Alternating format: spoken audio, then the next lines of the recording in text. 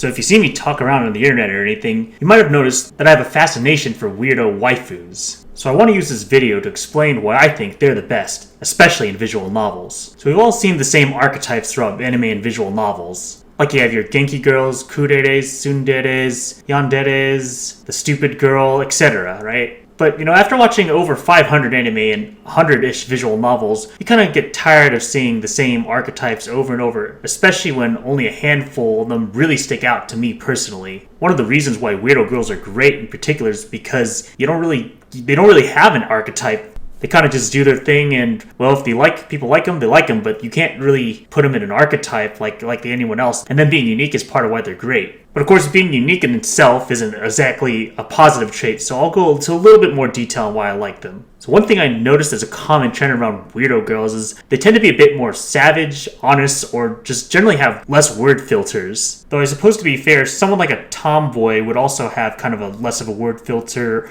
And to be fair, some of the weirdos could be considered tomboyish in a way, but it's more the way they express their honesty is that what makes it great. Like sometimes you just don't expect it, or it's just something that can't be put into words. It's just really interesting. One of my absolute favorite things that's really common about weirdo waifus is the English. Forget the Japanese language. Japanese girls speaking in English, especially in those funny one-liners, some of the best comedy I've seen in any Japanese media. Okay, shake it out, baby, now. Present for you. Stop, Tsuyoshino! Shut up! です。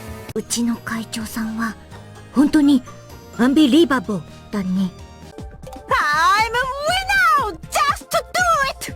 I know English isn't exactly limited to the weirdo waifus, but generally they're the ones that make it the funniest by far. So I've explained why I like weirdo waifus in terms of being unique and funny, but at the end of the day, I do like, the nice or dairy type of waifus as well. So generally I prefer kind of a mix between the two. So when you mix their unique way of speaking and being funny along with their unique but nice and affectionate way of expressing their love, it just makes them that much more endearing to me. And that's all really I have to say. Hopefully this video enlightened you, and if not, go back to having your boring normie taste.